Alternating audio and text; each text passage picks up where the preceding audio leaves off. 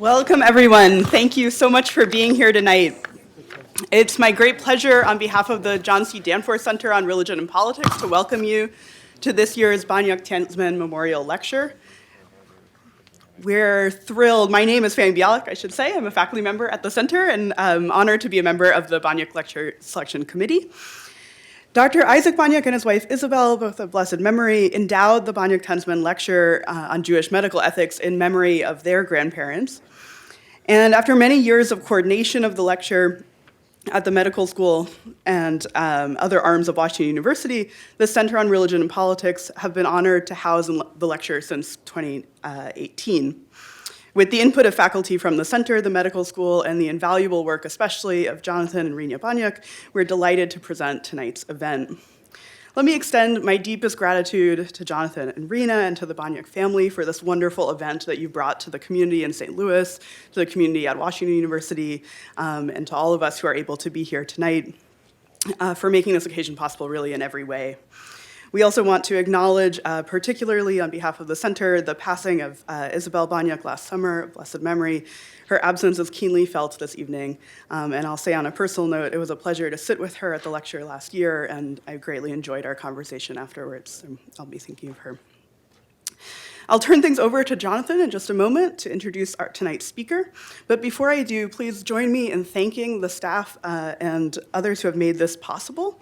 First, the staff of the center, Sandy Jones, our event coordinator, Deborah Kennard, our assistant director, and Sherry Pena, our administrator.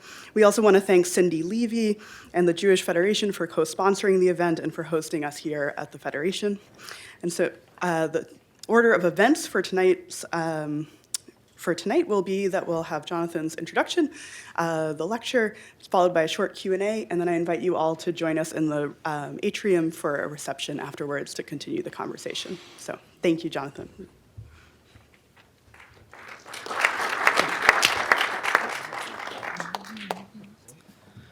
Good evening. My name is Jonathan Banach, and on behalf of my family, I'd like to welcome you all to tonight's lecture by Dr. Daniel Eisenberg on the intriguing topic of designer babies and choosing disabilities, ethical considerations of deliberately creating a disabled child by IVF.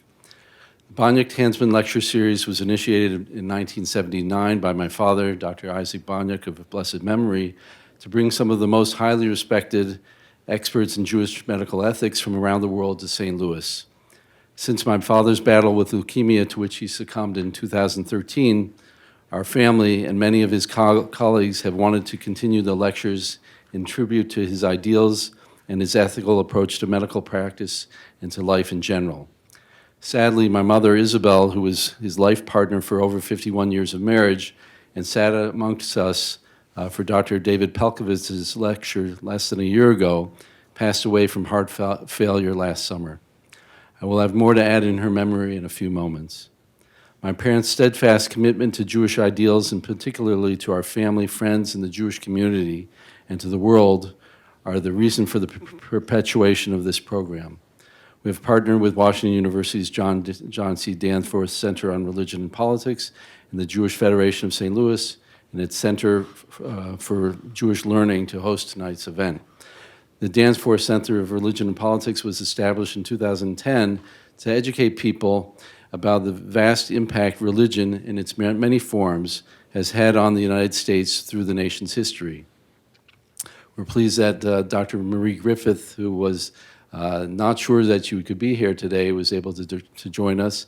And I thank as well the Assistant Director, Deborah Kennard, Dr. Fanny Bialik for the introduction, Sherry Pena, and particularly Sandy Jones, who was responsible for a lot of the details in arranging Dr. Eisenberg's visit. I'd like now to share some words about my family members to whom whose memory the lecture is dedicated. My grandparents, Rachel and Hyman Banach, and Celia and Dr. Joseph Tansman were all either immigrants to Canada from Eastern Europe, or in the case of my maternal grandmother, a first-generation Canadian-born descendant of Polish immigrants. They each in some way struggled in the early stages of their lives, but achieved remarkable success which established a foundation for their children to build upon their efforts to contribute in so many ways to communities in Canada and the United States. Without taking a political stand, which these days is certainly something many people do, but it's a complex topic of immigration. What I would say is that many of us in the Jewish community especially understand how important it is to treat newcomers to America with dignity and to encourage them to make contributions to society and to the world. In the same vein, as a civilization, we are just beginning to learn how to appreciate those among us who have disabilities, or as my better informed children have explained to me, special needs. No doubt each of our families has been touched by family members with physical or intellectual, but not necessarily spiritual limitations. And for too long, the stigma and underappreciation of these members of our world have been a cruel commentary on our humanity. My Grandpa Joe's older brother, Morris, was such a person with intellectual challenges after a presumed birth injury. He was supported by my grandfather to maintain some degree of independence in St. John, New Brunswick, where they lived. Though he was unable to read, supposedly, he had some savant-like tendencies and spent much of his time helping out at the local shul, reminding members when they had yortzeit, the anniversary of their family members passing, and was always on the ball to tell people what page they were up to in the siddur, even though he didn't read. Closer to the present, many of you know that my sister Amy and her husband Joshua have 2 young boys with autism, and the challenges this poses to any semblance of tranquility in the home, and even more so in public, are mammoth. I can't express enough admiration I have for them and all that they do to try to maximize the well-being of their children. My oldest son, Yosef, had the wonderful privilege to work for 3 years at Camp Hask, an amazing summer camp 2 hours north of New York City for special needs children and adults. It was a life-changing experience for him, as it is for all of the employees there and to the visitors to the camp, which we had the fortunate opportunity as being parents of an employee to go to. I'm very proud that my daughter Rivka, who is here with us to honor the memory of her grandparents and great-grandparents, has been accepted to work there this coming summer. As an ophthalmologist, I take care of a spectrum of patients with an array of different visual and other disabilities. It is fascinating to see how some patients are motivated by their challenges, while others are paralyzed by them. As society members, we also have the same sort of varied responses to those who have special needs. For my parents, my father was much more able to help with his autistic grandsons with patience and energy, whereas my mother found it much more difficult and anxiety-provoking to be with them. Of course, my father and mother both loved them deeply, but expressing that emotion was not nearly as natural for my mother as it was for my father. And that is probably why the responsibility to deal with a disabled family member often falls more upon one caregiver than the others. For my mother, who had tremendous artistic talent, I believe that with time she would have found some way to better connect with and stimulate these children. My parents' absence tonight is a void which cannot be quantified, yet their love for St. Louis and their many friends here will persist for generations. Tonight's topic will touch on the definition of disability and some challenging questions regarding our ability to choose certain genetic traits for our children. I want to thank all of the members of the lecture committee whose assistance, despite their busy schedules, is a tribute to my parents. I need to recognize Cindy Levy, who is under the weather and unable to join us tonight. But I want to thank Karen, I think it's Karen Schmaltz, who's standing in. Thank you very much to help with the details of the program. Now I'd like to introduce our speaker, Dr. Daniel Eisenberg, whom I've known since we were freshmen at the University of Pennsylvania in Philadelphia. He was and still is an energetic and engaging individual who was the type of person whose tendency to stir up a debate was widely recognized at the university. He was known to be able to start out arguing on one side and then twist the debate so that his combatant would start arguing for his position without even realizing it. I'm certain that this aspect of his nature attracted him to pursue more studies of the Talmud with its adversarial presentation of all topics in Jewish life. And for me personally, he was always pushing me to question certain inconsistencies in my Jewish belief and my daily practice of Yiddishkeit. He remains a very fast talker, so I hope the majority of us who are Midwesterners will be able to set our ears to keep up with him. But I anticipate a thought-provoking presentation and hope there will be time for discussion along the way. Dr. Eisenberg is a radiologist affiliated with the Albert Einstein Medical Center in Philadelphia and an assistant professor of diagnostic imaging at Thomas Jefferson University School of Medicine. He's participated in numerous symposia on Jewish medical ethics and has lectured throughout North America and internationally as well. He has also written extensively, with many of his articles accessible through his website, aptly named jewishmedicalethics.com. I could tell you a few more things that might embarrass him, but I'll resist. It's my pleasure to introduce Dr. Daniel Eisenberg. All right, you're one. Can you hear me? Should we take this one? So, can you hear me through this microphone? So, you just want the Schmetcheck. Did I put it in my pocket? Where is the? Oh, here it is. Okay. This topic is probably unlike anything you've ever heard before, because it was unlike anything I ever heard before. And I've written a lot on Jewish medical ethics topics, and I would argue this is the only original thing I really ever wrote about. This is Rabbi Lord Jacobowitz, who was the chief rabbi of Great Britain. He's also the father of Jewish medical ethics. Today, it seems kind of obvious that people would think about this, but the term Jewish medical ethics came from that book. Right? He was the chief rabbi of Ireland and decided to get a PhD. And it was a very interesting story. So you have the chief rabbi of Ireland going for a PhD to try to, for the first time, put together what is the traditional Jewish approach to modern medical ethics questions. So what problem do you think they would have in the university? How do you find a thesis advisor for the chief rabbi? Right? For real. And they found somebody. He wrote his thesis. It became this book, and he was the father of Jewish medical ethics. He died several years ago. And in 2007, I was invited to London to give a memorial lecture in memory of Lord Jacobowitz. And the topic I'm going to talk about tonight was the topic I presented back then. So when Dr. Banach asked me to speak, I said, I'd like to present this one because it's probably something people have not heard about. You're not going to be able to find anything to read about probably on this topic. But on my website, there is an article. So everything I'm going to say, plus much more, is, I think, more eloquently written in this article. And it's free. www.jewishmedicalethics.com. Go to the part of the articles. It's about designer babies. So I'm more interested in potentially sparking some kind of discussion, maybe. So feel free to interrupt. And so I guess we could start. So this is, by the way, this is the article, Assisted Reproduction, Conception of Babies with Disabilities. I just want to point out that this is not meant to be what we call psak halacha. This is not meant to be practical halacha, right? It's not per se my personal opinion. It's what it seems to me is the consensus in traditional Jewish literature on these topics, including modern poskim, modern decisors of Jewish law. The idea of improving our children is not a new idea.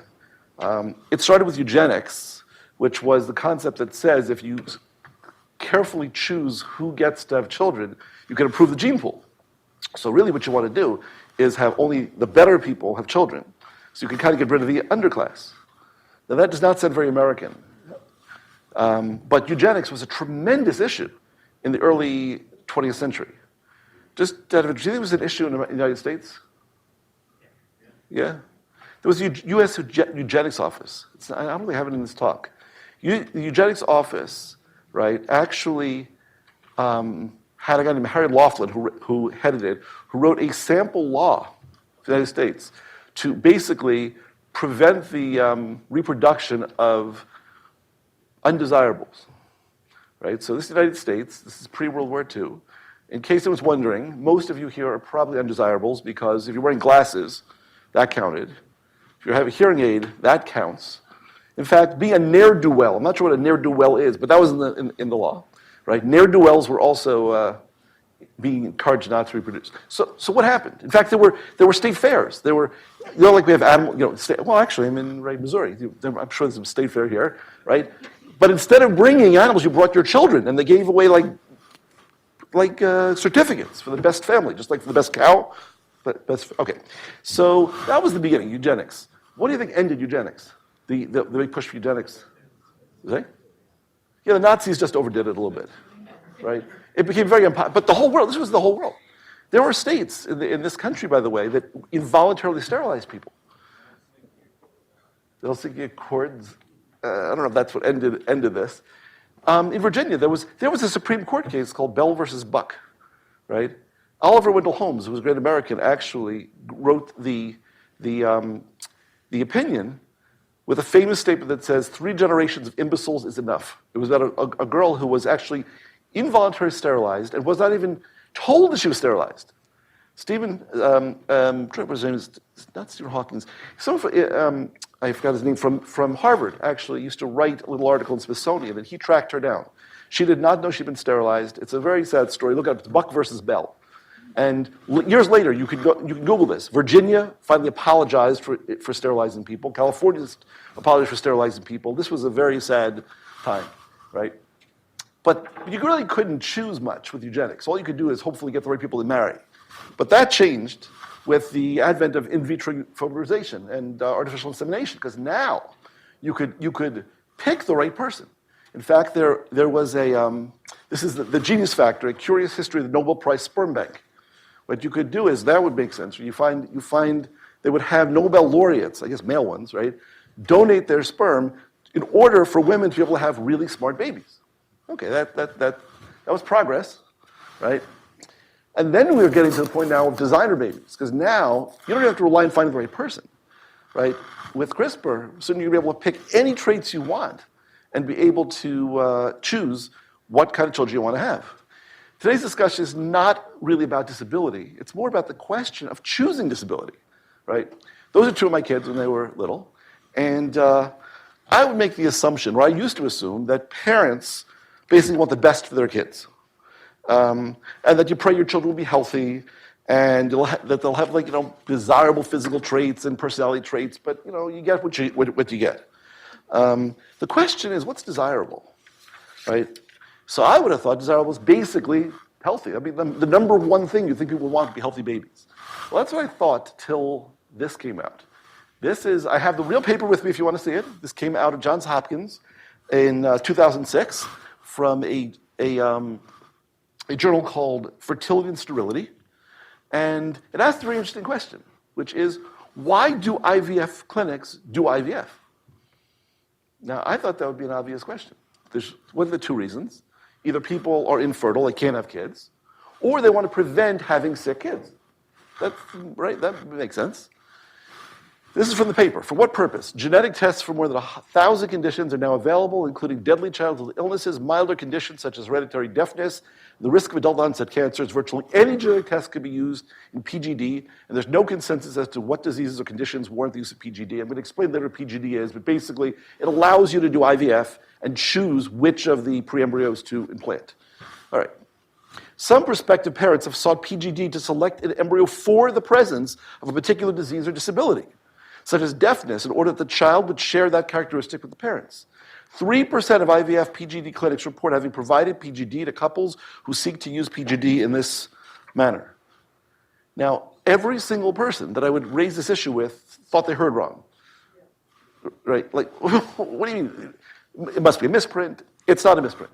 Right? 3% of these clinics said they help parents do IVF and PGD in order to create disabled children. So that first glance says, why do you want to do that? But we have to discuss, what does that mean, disabled? And what is normal or typical?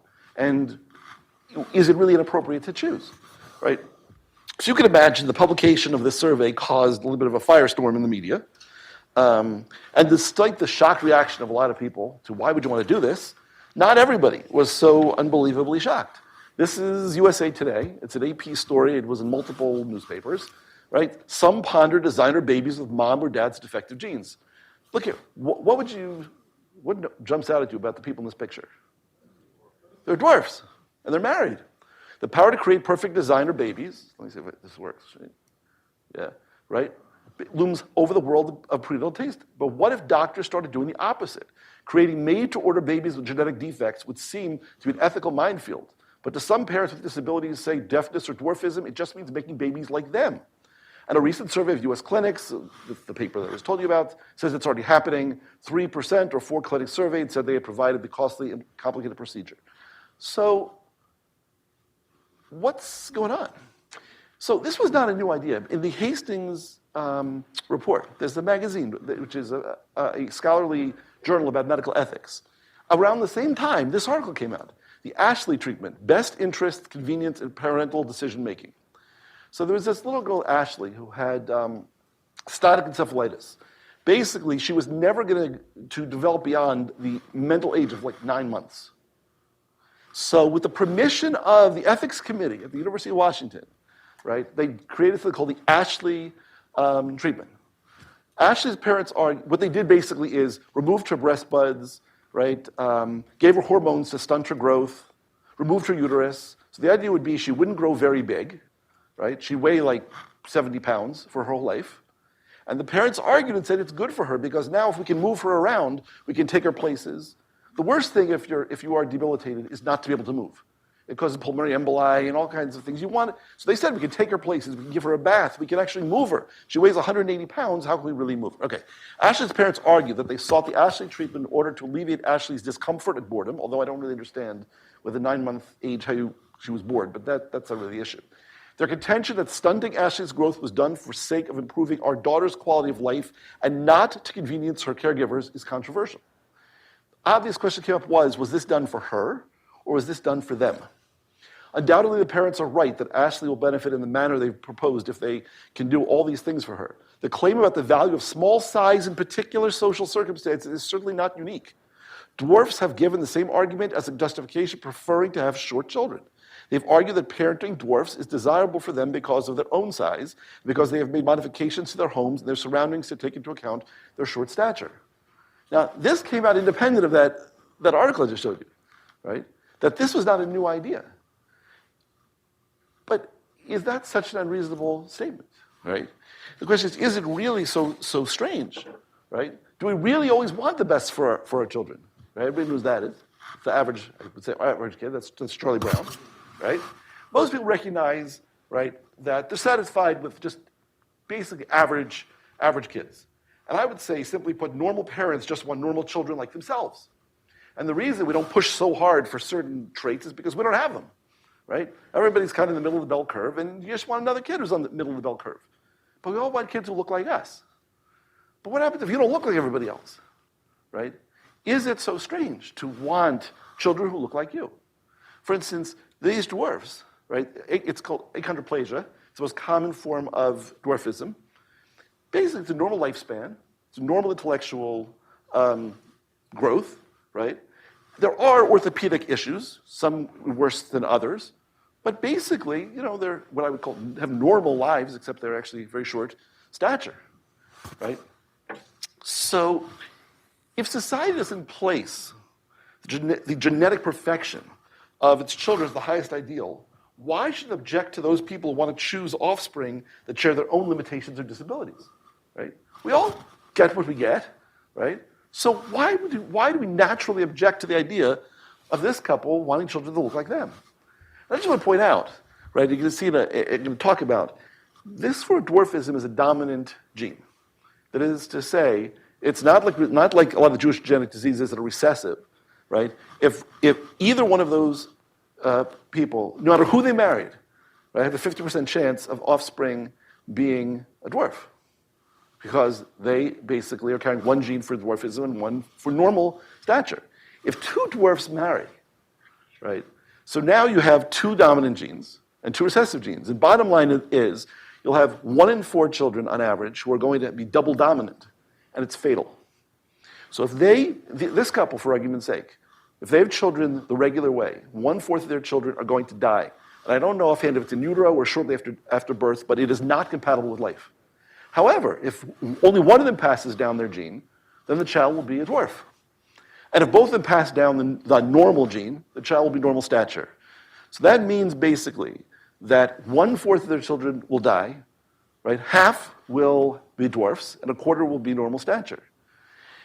the stature is not related in any way to their height, which is to say, if they both get the normal, if the child gets 2 normal genes, the kid could be a basketball player. So now, just understand, so you have these people's house. The whole house is built for people who are this tall, right? And the kid is going to be 6'5". Now, he could also be 5 foot. I mean, his stature is going to be whatever the average, whatever his genes would have been if not for that dominant gene. I just want you to also understand, right, that they would have a desire not to have a child who's going to die, similar to the fact Jews don't want to have children with Tay-Sachs or familial dysautonomia or cystic fibrosis or any of these other diseases. In fact, it's very similar, except it's a recessive gene. So if you had a couple who were married, who both were carriers for a recessive gene, they may want to do IVF and PGD, which is prenatal genetic testing, which we can talk about, diagnosis, to make sure that they don't implant a child who's going to have the disease. They want to do the same thing. So that's all I'm going to tell you for now. Right?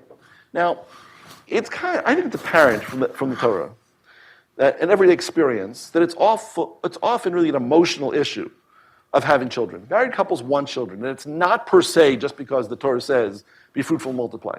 Although for observant Jews, it certainly is a mitzvah. Nevertheless, you see in the Torah, this is from Rachel saying to her husband, give me children, if not, let me die, or another translation would be, or I am dead. Right? She does not say, give me children so I can help you fulfill the biblical obligation of being fruitful and multiplying. She is saying that it is extremely painful not to have children.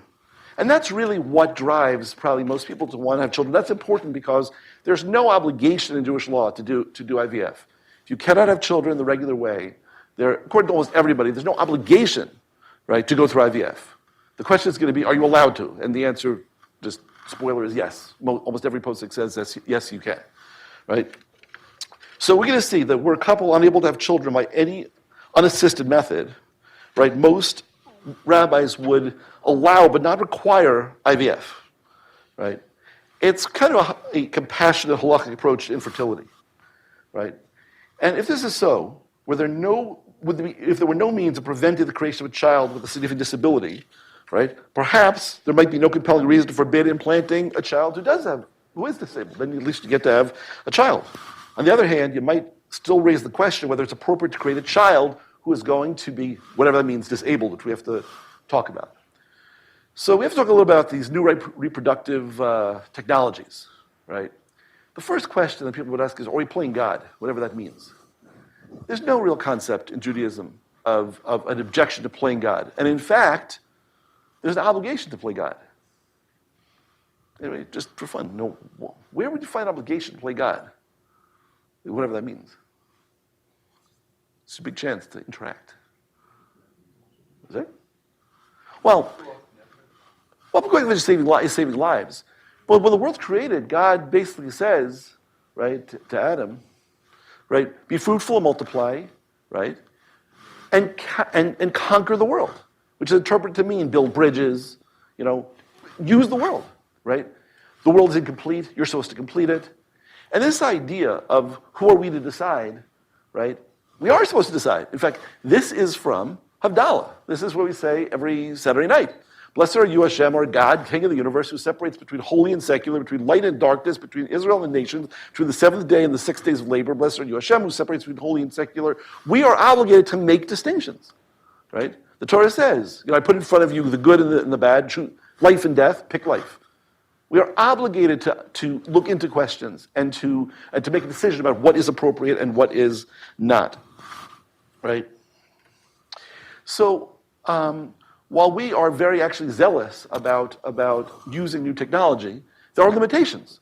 This is a quote from Richard Gracie, who wrote several books on about reproductive health and infertility from a Jewish perspective, and he is an infertility specialist. He said, most people can quote the biblical injunction, be fruitful and multiply. However, it's important to understand this is not a command to be actualized at all costs, right? Dr. Avram Steinberg, who actually is the editor of Encyclopedia Talmudis, and wrote an Encyclopedia of Jewish Medical Ethics, and recently wrote a new Shulchan Aruch, Code of Jewish Law, just on technology and medicine, right?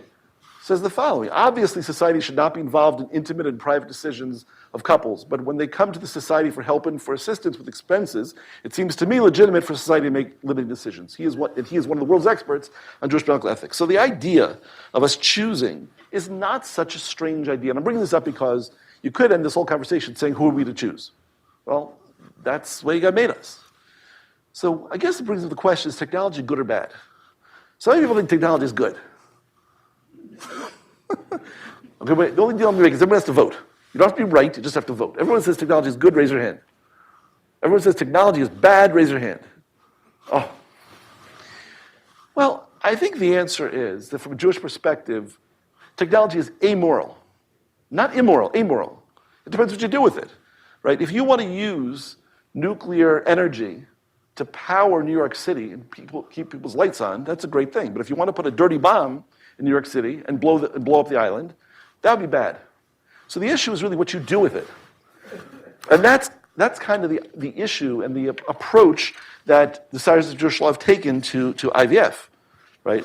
All of the technology has to be used within an ethical framework, which brings us now to in vitro fertilization to avoid disease and pre-implantation genetic diagnosis. Now, the way it basically works is IVF means that you conceive outside the body. You take an egg, you take sperm, you put them together, right? You take actually several eggs and sperm, put them together. You now have a few what's called pre-embryos. You let them split a few times. And then you can take one of the cells without harming these pre-embryos and analyze them and make sure that they don't or do have certain genes that you do or you don't want.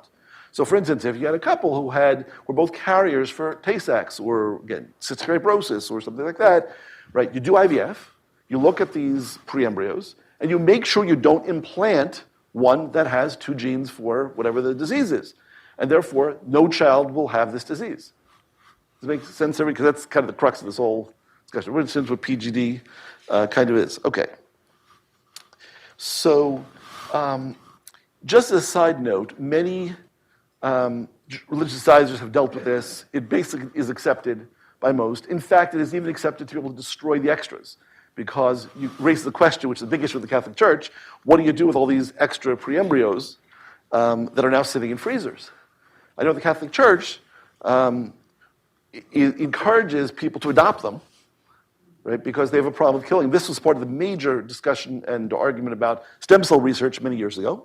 Little plug, at my website, there's an article in English about the ethics of stem cell research from a Jewish perspective, and I discussed that a little more over there, right? So in vitro fertilization and PGD are permitted to further the goals of procreation for those who are infertile and desire children, or to prevent disease in children. That is the reason that these rabbis have allowed this, right? But no such halachic permission exists merely to allow the parents to choose particular traits for their child, right? We have to discuss what those traits would be. But it's important to understand that intrinsic to IVF, right, could be biblical prohibitions, particularly something called hashgacha zera, wasting of male seed. So at first, this started with artificial insemination. The issue came up, right, is the getting of the male seed in and of itself a biblical prohibition which would block the ability to do IVF. But the consensus wound up being that if you think about it, the whole issue of what this prohibition of hashgacha zera, of wasting seed is because it stops you from having children. The whole idea of IVF is in order to have children, and especially for people who can't have children, therefore most rabbis give the conclusion that that's fine, right, if you're fulfilling a mitzvah. So if you're going to do this in order to fulfill some kind of mitzvah, that's fine. But you're certainly not going to be able to do it, right, if it's not for some kind of mitzvah purpose, including wanting to have children, which is also a mitzvah purpose, right? But if you're going to do it for a purpose which is not allowed, they're not going to allow it. All right, so let's keep going.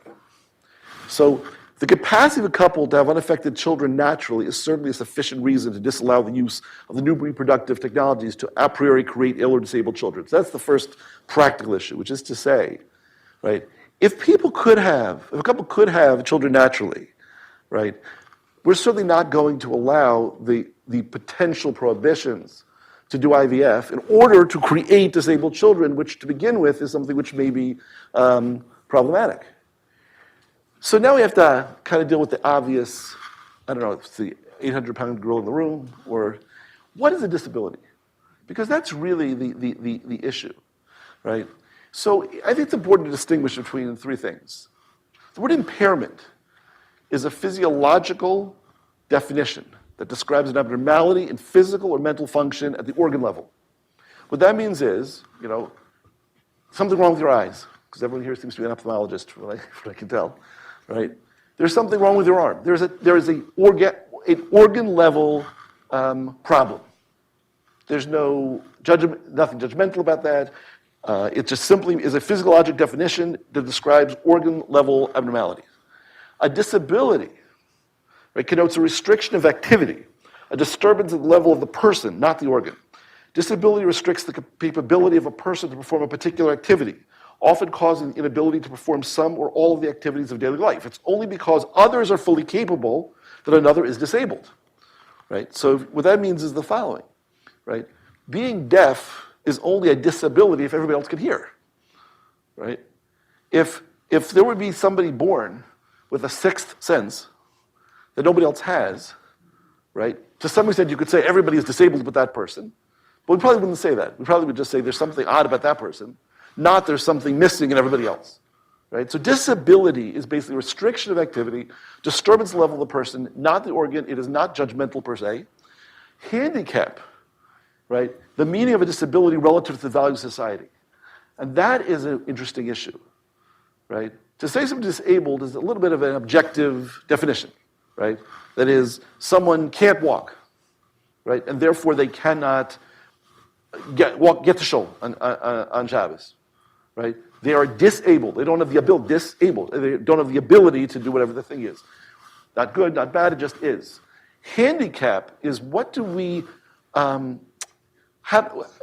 it mean in society to have this particular disability? And I think it's important to understand that handicap is a subjective term. And as Jews, we're commanded and compelled to do our best to assure that no disabled person feels handicapped. That's, I think, an important, I'm not sure it's a side issue.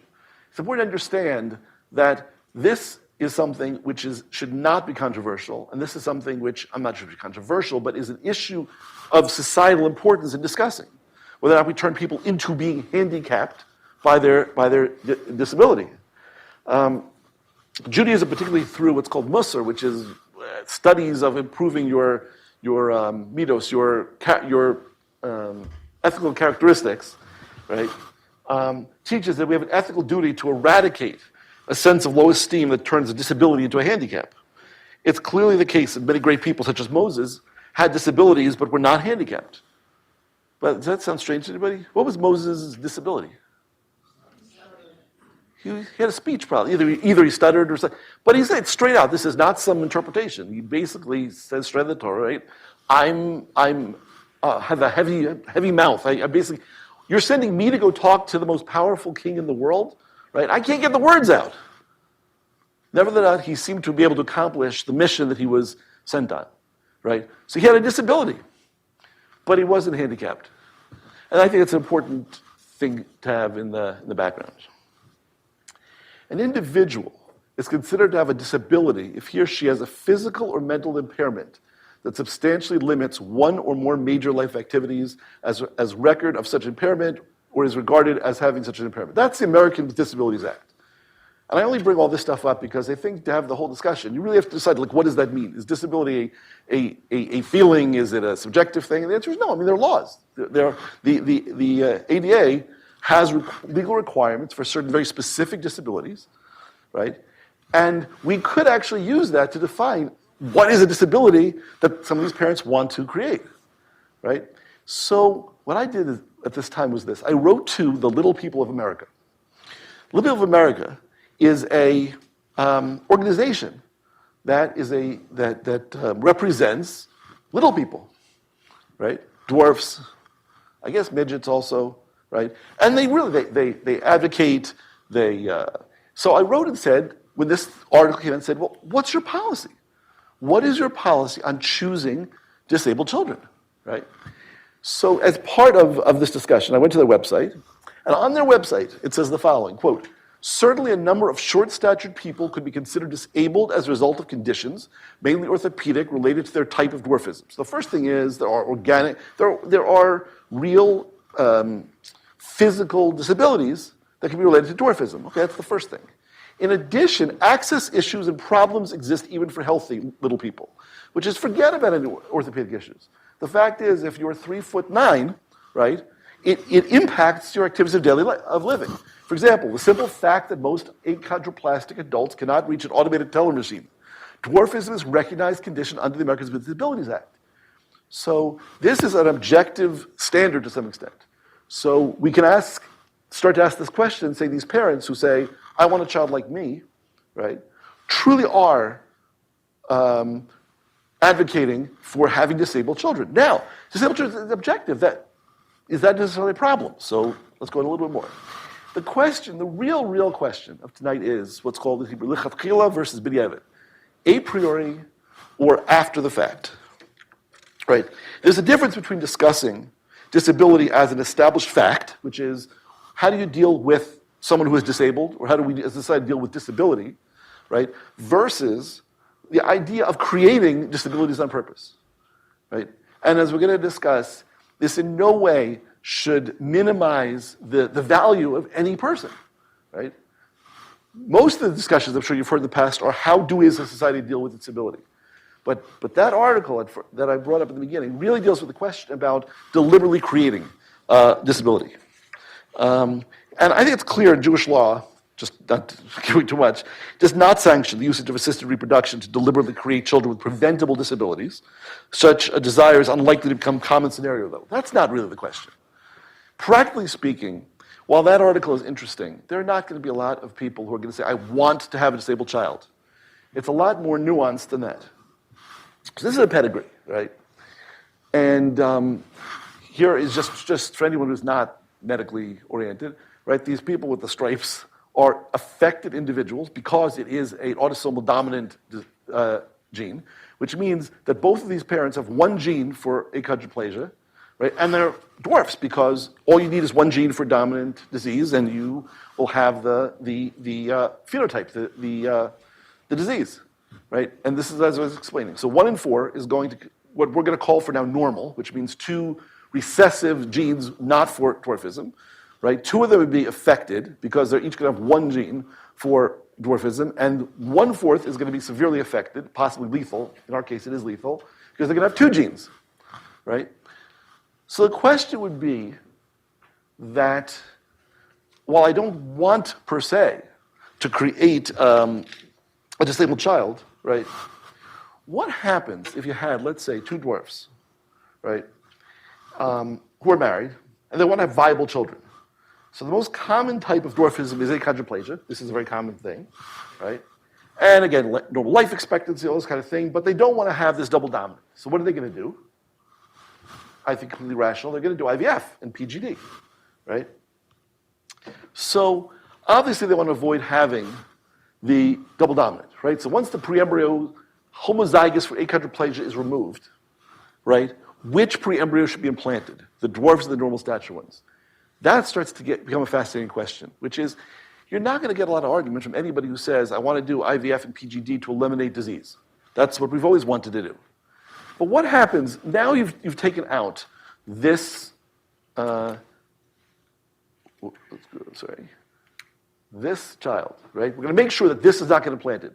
I now have a whole bunch of these little blastocysts, these little preembryos, and I now have to decide which ones to implant.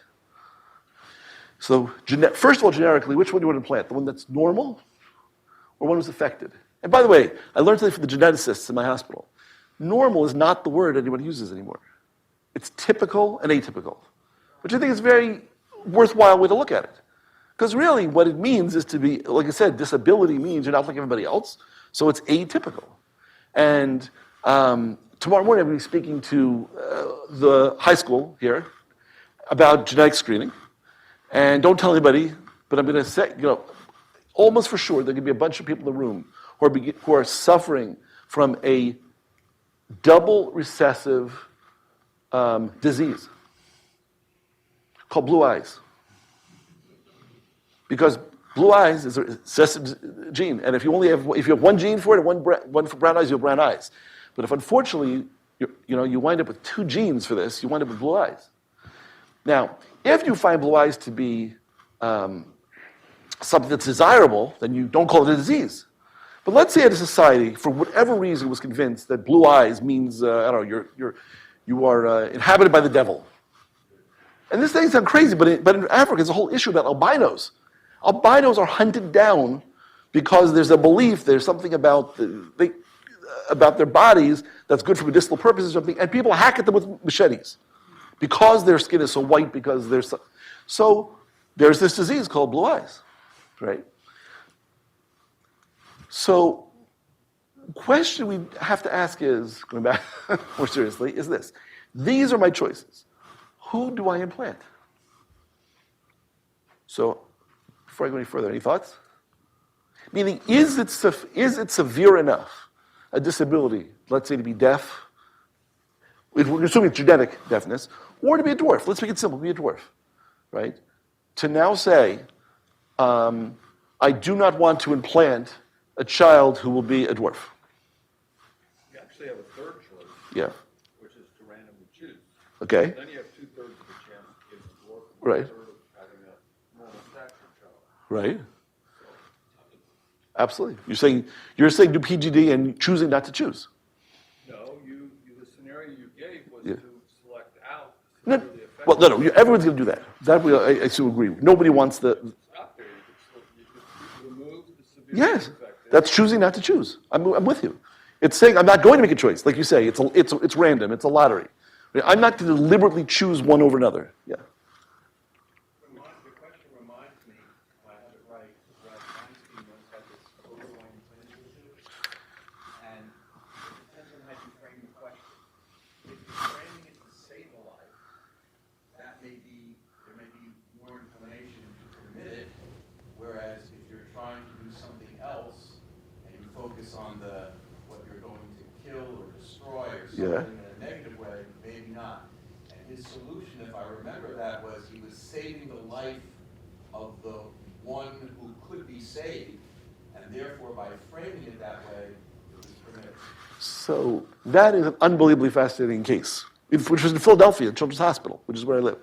What I'm going to do is we're going to save if we have time afterwards, we should talk about this. That is not actually what Moshe Feinstein's argument was, but it's a fascinating thing. We had just a real fast, complete side note. Conjoined twins, right, with one 6-chamber heart, are born in Children's Hospital in Philadelphia to an Orthodox Jewish couple from Lakewood, New Jersey, right? And bottom line is, they cannot live with this shared heart. They're going to heart failure, and this 6-chamber heart cannot support them both. And the question, this is before, for those of you who know, Cruzan, and before any of these other cases, right? C. Everett Koop, who became Surgeon General later, was the chief of surgery at Children's Hospital. He was the best pediatric surgeon in the country. He went to the DA of Philadelphia, first to get a promise he wouldn't be prosecuted for murder for separating these twins. Today, where you can withdraw care, and it's legal, it sounds laughable. But in those days, this is before that. The issue there, though, was, in the end, we'll talk about this later, he compared it more to the idea of abortion, which is that his main question was, right, could we save either one? Could we save baby A or could we save baby B?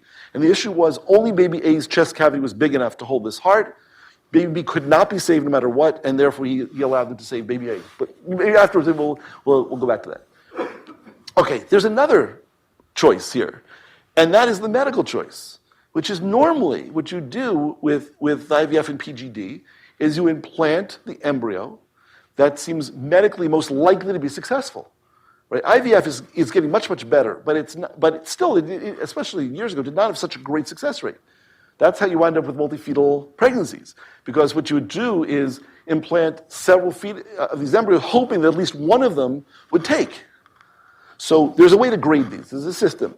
So now the question that comes up is, what happens, right, if the one that's graded medically, independent of any of these genes, happens to be one of the ones that's a dwarf? Would we say, despite the fact that just medically we would implant the dwarf, because it's going to be a dwarf, we're not going to implant it? Is there any analogy, not quite as strong, in Jewish genetic diseases? Well, let's go back to the Tay-Sachs question, right? Or again, same familiar, so know me, any of these. You have a couple, they're married, they have, they each carries for Tay-Sachs. They say, I want to do IVF and PGD. So we do the IVF, we do the PGD, we definitely exclude the one that's got double recessive, who's going to get Tay-Sachs disease, and we're now left, right, with 2/3 of these embryos being a carrier for Tay-Sachs, right, and 1/3 not. Now, the ones who are carriers are going to be perfectly healthy, but they're going to be carriers, and when they get big, they're going to have to worry about not marrying another carrier. But they themselves are completely healthy. Everybody follow? Would you not implant, or would you choose to implant the one who's not a carrier merely because, right, the other one has a gene which, when they grow up, could affect their children, but won't affect them? And that was a big question before this whole question about the dwarfs and like that. Was it? I was going to ask you, this borders on that. Yeah. The two affected in the middle. Yeah. If they found others in the same tree, that two affected dwarf children that grow up and marry, are they normally going to have the same formula of the predictability of having dwarf children, or does this perpetuate itself? Does it genetically change future children? I'm not sure I understand the question, but the bottom line is this, right? This child becomes one of these people. It's just they just have a dominant gene. Half of their children will be dwarfs if they marry someone who's not a dwarf, right? And if they marry someone who is a dwarf, right, then 1/4 will be normal, half of them will be affected, and 1/4 are going to die. So there's nothing different. They're just this is what literally you mean. I want to have kids just like me, and it is just like them. By the way, as a side note, I think almost every posek, every besides Jewish law says no. You would not use being a carrier as a legitimate reason not to implant an embryo. This is not even the hard question yet. Once the preembryo or a homozygous for achondroplasia are removed, which preembryo should we implant? The dwarfs or the normal stature ones? That's what I was just asking, right? The question is, it seems pretty clear that Jewish law would not permit IVF for the purpose of creating disabled children. But it's not really an issue. The bigger issue is, once you're doing IVF for a legitimate purpose, like avoiding a fatal outcome, at that point, right, can I choose? Once the IVF is already being done. So I wrote, like I said, to the Little People of America and said, what's your policy on this exact question? And this is the answer I got. LPA, Little People of America, has no policy on PGD. But I guarantee you that the position statement would be that dwarf parents be able to implant whichever embryos look best suited for implantation, regardless of whether they are heterozygous for dwarfism or unaffected, which is just all you have to do is substitute the word Tay-Sachs or cystic fibrosis and say, we would, once you have removed the lethal, right, we do not want to be told which one we can implant. Why? Because being a dwarf is not such a big deal. It's not important enough. The real bottom line here is, what reaches the level of significance that we actually take into account? Does eye color take into account? Does physical strength? Does eyesight? When you start saying, well, this embryo is more likely to succeed, but it'll need to wear glasses. Is that a good enough reason? I think no one would say you're going to pick based on. But we're getting to a point in which you'll be able to get a printout, right, of all the genes. You can choose whatever you want, right? So their argument saying, look, we don't want the lethal. And we're not saying we want to choose, per se, a dominant, which would mean a child who has achondroplasia, but we don't want you to tell us we can't choose, right? So they're saying we want to implant whichever embryos the doctors say are most likely to succeed. We want to have children, right? We do not think that being a dwarf is such a big deal, and we want to be able to choose whichever one is medically most likely to succeed. So regardless of whether they're heterozygous for dwarfism or unaffected, I know no parents who would make a choice involving termination or not using an embryo so as only to have a dwarf child. So he's saying there's not a push to deliberately create dwarf children. That's not the issue. They just don't want to be told that their only option is an average stature child. We just want the opportunity not to have the double dominant. The issue is that some doctors involved in PGD want to tell us that we can't have children like ourselves. Even when using technology, we would like the option to continue to be possible, not guaranteed. And that's, to me, a much more subtle question, right? It sounds to me, a lot less absurd than saying, I want to do IVF so I can have a kid who's a dwarf. They're saying the following: we want to have children. We don't want to have children who die, and we could have children naturally, and if we have children naturally, half of them will be dwarves, but 1/4 of them are going to die. We don't want that to happen. All we want you to do, doctors, is take away this possibility of death, and otherwise kind of not leave us alone, but let nature take its course. So I thought that's a very fascinating answer, right? The LPA, the Little People of America, are asking is just the right to choose not to choose. That's really what they're asking for, right?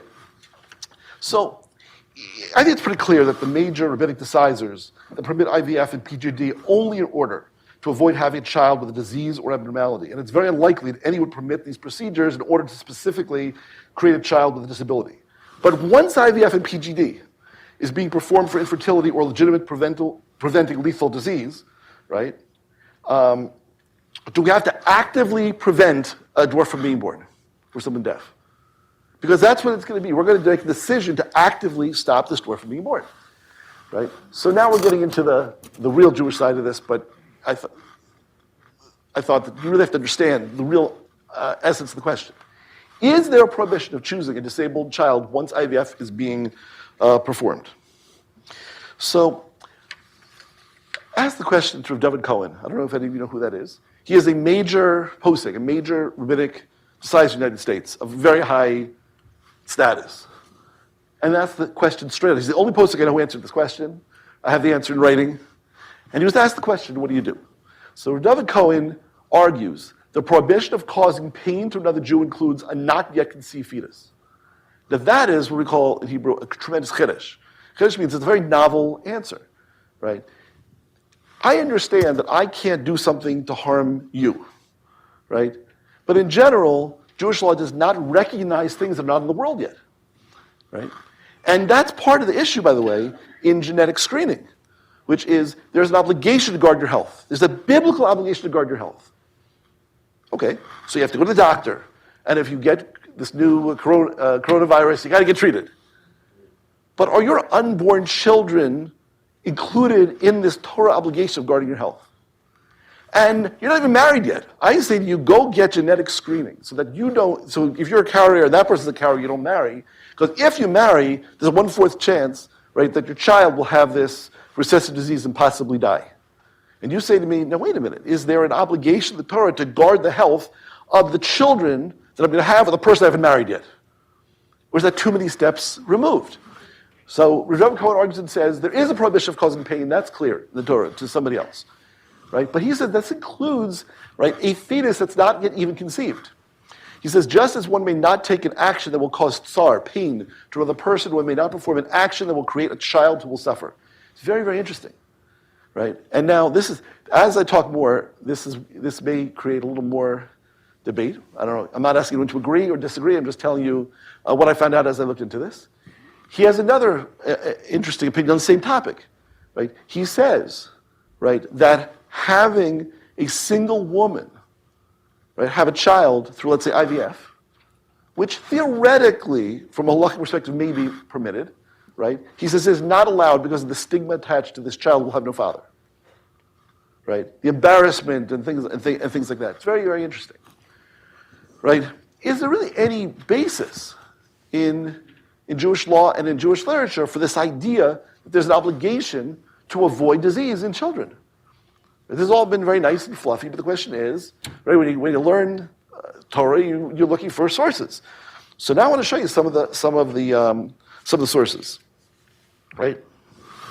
There is a tradition of avoiding any kind of genetic disease in children. This is in the Gemara in Yevamos. A man should not marry a woman from a family of epileptics or from a family of lepers. Now you have to understand, just take it for now, the understanding was that's hereditary. It's not relevant whether or not today we think that epilepsy or whatever they mean by lepers is genetic. The assumption was that it is. The presumption is that in either case, by marrying into such a family, he would endanger the health of his prospective offspring. The Talmud says, do not marry into a family where there's a genetic disease because you're going to wind up, right, affecting your offspring. That sounds very familiar to the discussion we're having. That is actually one of the sources that say there is an obligation to avoid injury or bad outcome for your children. Right? Talmud in Becharos says a very abnormally tall man should not marry a very tall woman lest their offspring be abnormally tall. A dwarf should not marry a dwarf lest their offspring be a dwarf of the smallest size. Now, the assumption, it seems from there, is that they thought that it's almost Lamarckian, which is, if two tall people, the kids get even taller. But it is a very interesting question whether or not there's a possibility that the Talmud is actually recognizing that the most common form of dwarfism, if two dwarfs marry, is going to lead to death in some of the children. So that is a very interesting issue. Just another shameless plug. First description of hemophilia in the world. Anyone know where it was? The first medical description is like 1802 in Philadelphia. Where's the first earlier description? And if you go to the website for like the American Canadian Hemophilia Society, was that? Timing of the reading. It's in the Talmud. It's in Yevamos, right? It's in the Talmud. It is a clear description of an X-linked disease. It says it's an argument that 2 or 3 boys die basically from bleeding from circumcision from either one woman or who had 2 or 3 already died, or sisters, but not brothers. And different wives doesn't matter, but different husbands. I'm sorry, right? So if you have different husbands, it doesn't matter, right? It's only the wife. It's a very clear description, and everybody realizes that. And it's a very interesting article I have on my website about, and I have copies with me from it once, right? About understanding genetics by the rabbis of the Talmud. Okay, so here's another example of saying basically, be careful who you marry lest your children be genetically problematic. So Dr. Steinberg, who I think I quoted before, says, for the rabbis of our generation, we learned that today one should not marry relatives, including one's sister's daughter, because of fear of hereditary diseases in the offspring. Why is that important, by the way? That sounds kind of random. Because it's permitted. And it was at times encouraged, right? And Dr. Steinberg, right, is pointing out, and on one hand, this Rabbi, Dr. Steinberg, again, the editor of the Encyclopedia Talmudis, right, there's no question about where he stands in the religious spectrum, right, says, we now recognize the fact that genetically, that's a very big deal. You do not want to do that, right? The endangerment of one's offspring is subsumed in the axiom that rules that regarding danger to life, we are more stringent than regarding ritual regulations, and one should avoid such danger. We say, we're more worried about danger than prohibitions. Very interesting. Question, so where's the line? Certainly the use of PGD solely for the purpose of sex selection, for instance, while eminently feasible scientifically, would be considered a frivolous use of IVF and prohibited by most post-scheme, and that's, again, Dr. Gracie, who's a endocrine reproductive specialist in New York. I think most people would agree, right, that some things are just plain frivolous. If you went to a doctor and said, we want to do IVF because we want a kid with blue eyes, we would say, we're sorry, but that's just too frivolous. That's not important enough. Number one, to overcome the possible prohibitions involved in IVF, right? And it kind of cheapens the whole thing. Okay. So question, is there a halachic imperative to choose the typical child over the non-fatally disabled child with preferred PGD, right? So it's a very interesting question about what should we be after. This is now what we call hashkafa a little bit about what's the traditional Jewish approach. If you look at the book of Samuel, there is Hannah, who basically is infertile. She doesn't have any children.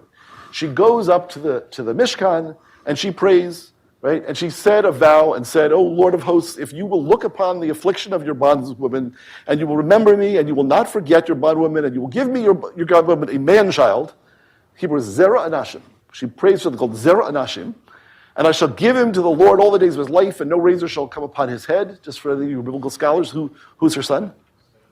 Shmuel, Samuel. Okay? What does that mean, Zera Anashim? What is she praying for? So literally it means, like, I guess, seed of man.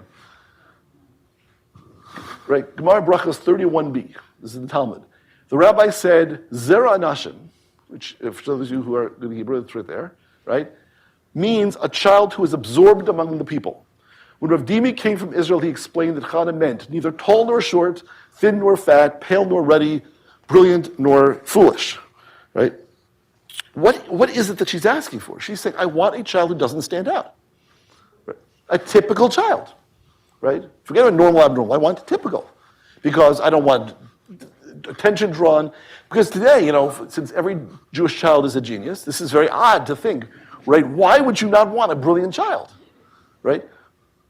We just want normal, whatever that means, okay? This may seem completely out of left field, but if you look at the Code of Jewish Law, in the Shulchan Aruch, right? At the bar mitzvah, there's a bracha the father says, right? There are authorities who say that when one son becomes bar mitzvah, one should make the blessing, right? Blessed are, you are blessed, Lord God, King of the universe, who has freed me from the punishment of this one. That's a really strange way at a happy occasion to take a bracha. What kind of bracha is that? Right? The Levush, a major commentary, says the following, and I want to make sure I get it right. So I want to read this straight out. Let's see. Hang on 1 second, because I don't want to lead you astray. Right? He says, I'm not sure I have it. He basically says, here it is. He says, right? Rabbi Meir Levush says the reason of the blessing is to signify the father's relief that he will no longer be responsible for causing punishment and suffering to his son by his own misdeeds. Quote, for until now, the son was punished for the transgressions of the father. We're not getting to what that means, right? We see, though, from the prayer of Chana, and we see from this bracha at a bar mitzvah, right, that the appropriate emotion that we're looking for in a parent is to wish normalcy on his child, that the loathe being the source of a child's suffering. The father is saying, thank goodness, I'm no longer going to be the source of my child suffering. It's a very interesting idea. And I don't know how many people have thought about that when you go to bar mitzvah. You say that and everyone says mazel tov, but it's very deep, deep thought. So basically, certainly to choose a disability from a Jewish perspective is not considered to be permitted, correct, right? And it's kind of unthinkable that you would do that. And it's actually brought by some rabbis from this line in Mishlei, in Proverbs. Dorchecha dorchei noam. Her ways, which is the Torah, are ways of pleasantness, and all her paths are peace. And you want to create, for want of a better word, pleasantness. You don't want to cause suffering.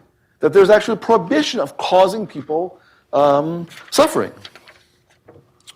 So if all pre-embryos in a given IVF cycle have an equal chance of producing a successful pregnancy, the proper approach would be to choose those pre-embryos that would produce a child that would not have preventable significant suffering. That's what David Cohen says. That I think at least makes sense. You don't have to agree. But the concept being, all things being equal, choose the one, right, who will not suffer.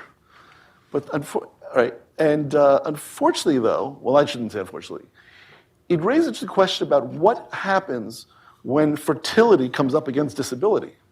What happens when that's not a choice? Right? It's either a child who's disabled or no children. This is from the Gemara in Brachos. It's about a story from the Tanakh, from the Bible.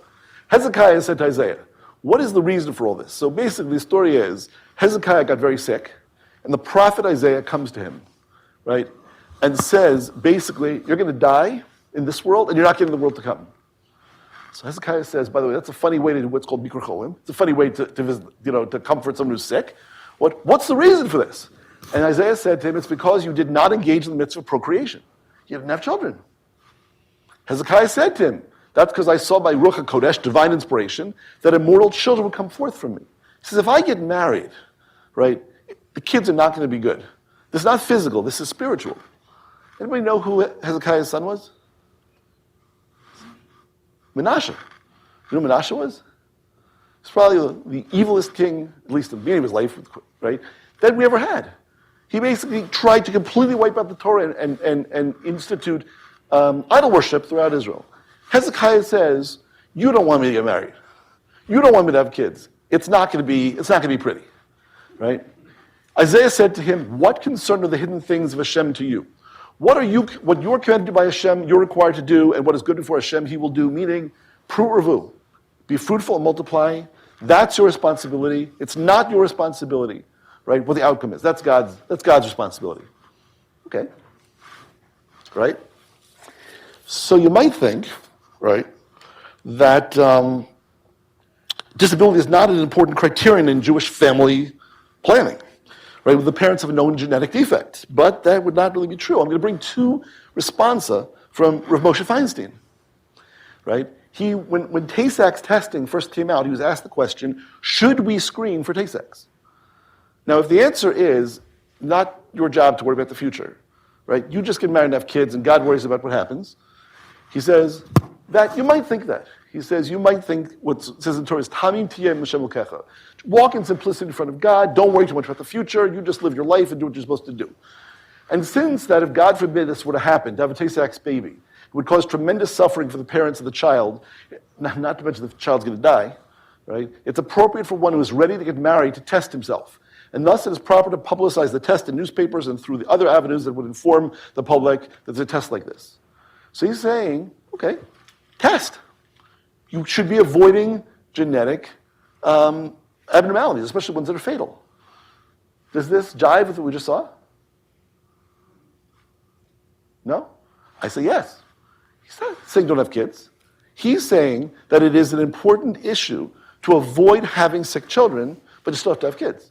And the beauty of testing for these recessive diseases are, all we're saying is don't marry somebody else who has the same recessive gene. Otherwise, marry whoever you want and have kids. Right? Justification, at least in that hypothetical, is the suffering of the parents or the parents. Right. At least in this one quote, he doesn't relate to any So it's interesting. anything Yeah. about the suffering of the child or whether or not the child will die. Interesting thing. Or at any age will die. So, That's just because it's one sentence out of context? well, it's not one out of context, but my general belief is that no one is really going to remember anything I say, which is reasonable. So if you look in here, the entire tshuva is in here and translated. So if you want to see it in context, I translate the entire response, and you can see what his approach is to avoiding genetic disease. Okay, that's great, right? So therefore, it would seem that we do care, right? That a bad genetic outcome should prevent certain marriages. Here's the second tshuva, right? The question was a man who had Marfan syndrome. Usually very tall. There are certain issues of aortic aneurysms, blindness, right? But it's dominant. It's a dominant gene, and therefore, no matter who this guy marries, there's a 50% chance that any given child will have Marfan's, right? He is permitted and obligated to marry her to fulfill the mitzvah of procreation. And even if some of his children will have the disease, he will still fulfill his obligation, since they are viable children who can fulfill the obligation of having in the world. He says, you can't choose not to get married, just like we saw from Hezekiah. We say, on the one hand, guard against genetic disease. On the other hand, you can't go against what the Torah requires, which is be fruitful and multiply. You still have to have children, right? So now we have to start thinking about the idea that unassisted reproduction, you have to get married and do whatever you can to avoid, but it's not an excuse not to get married, right? On the other hand, what happens when I now say I want to use artificial means which are not required in order to have children? At that point, right, am I still allowed to create disabled children? So avoidance of defects is not possible within the realm of normal behavior so long as the marriage will produce viable offspring, procreation is required. He still says you have to have children, right? So I want to quickly get to some of the philosophy.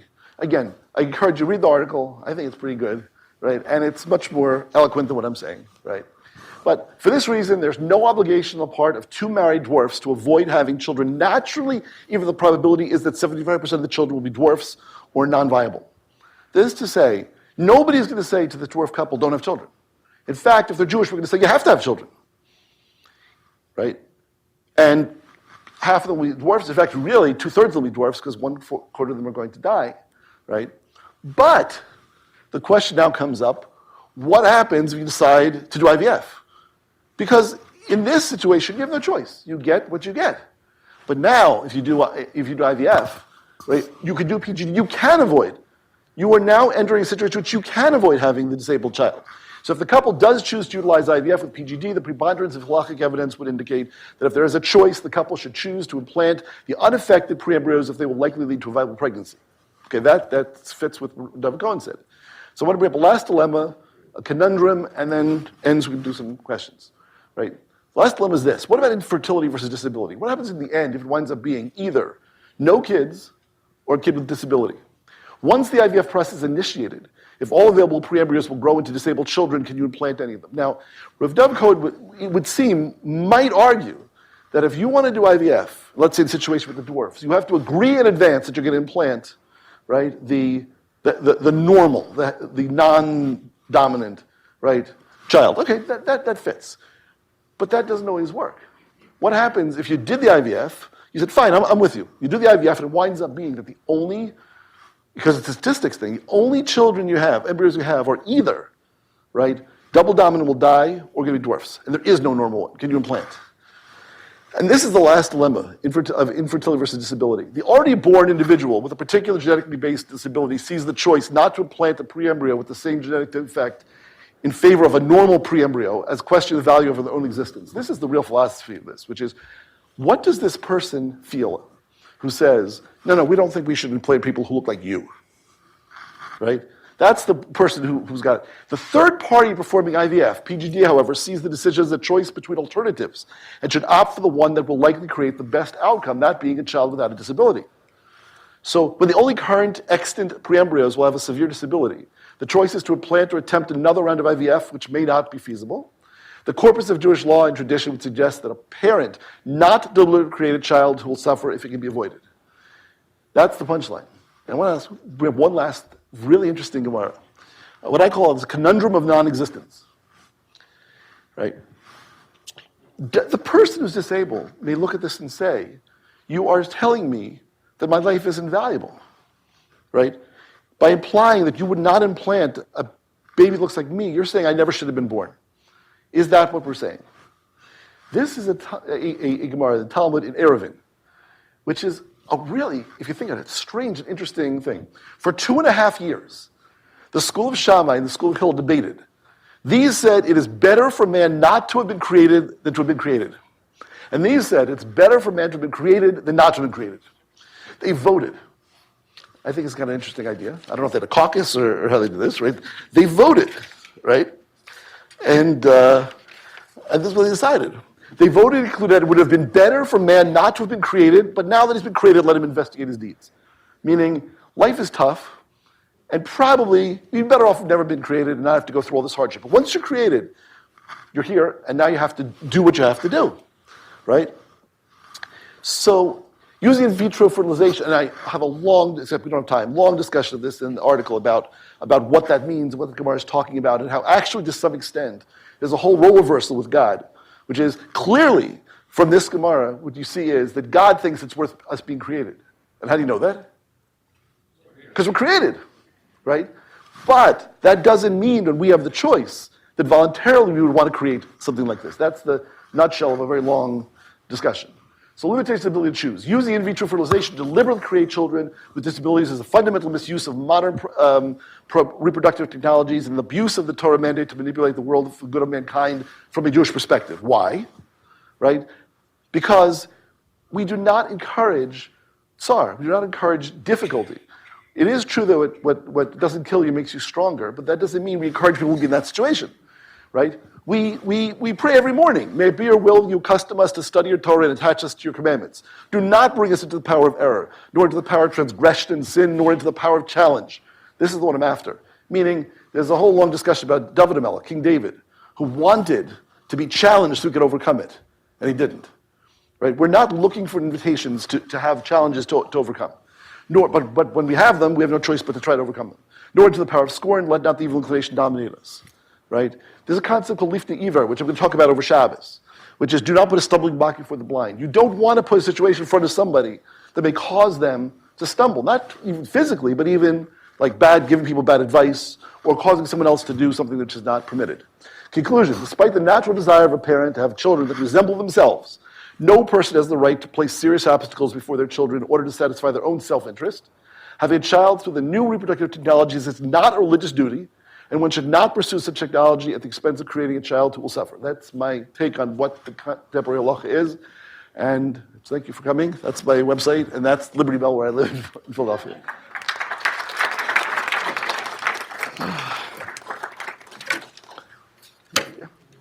Great talk, Rabbi Eisenberg. Thank you so much. Doctor.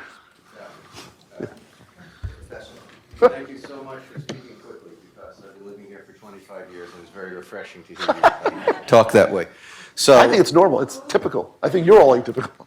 a few questions, but it seems like a part of your talk was trying to define terms, which you did very well at, but I think no one can really do it. I mean, you substituted typical for normal, which feels better emotionally, but I mean, it's really just trading one thing for the other. And you used the term, let nature take its course, Okay. which I found interesting. So I'd like you to clarify what that means, but I would say, and you make genetic references, so isn't genetics really creating randomness and change and letting nature take its course? Even any parent takes a risk having a child with disability. And that obligation not to enhance suffering, you have to define the term suffering. So Jonathan, in his introduction, gave a very poignant description of people in his family who are either disabled through no fault of the parents. Right. So wouldn't you say, it's a contradiction? By having children, you're introducing suffering into the world because the human condition is suffering.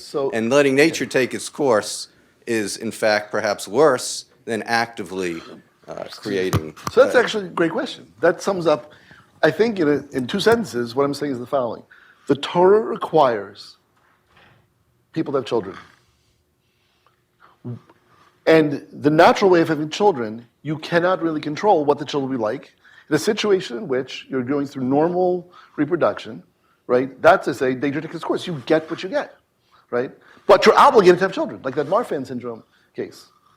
But once you enter into a situation, this is fascinating because there's very little precedent, if you think about this, in all of Jewish history for the idea to be able to actually create a disabled child, like maybe the case with Hezekiah.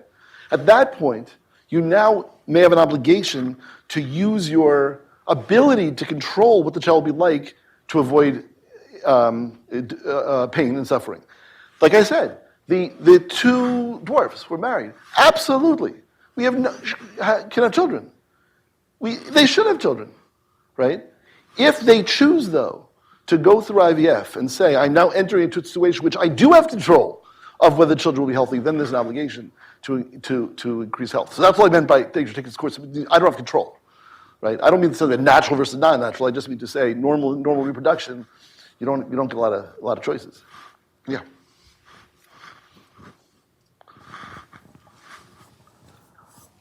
Thank you so much for your talk, Rabbi Dov. This may be an entire other talk, but how do you add CRISPR into the mix? How do you add CRISPR? CRISPR and being able to remove genes that are undesirable and replace them.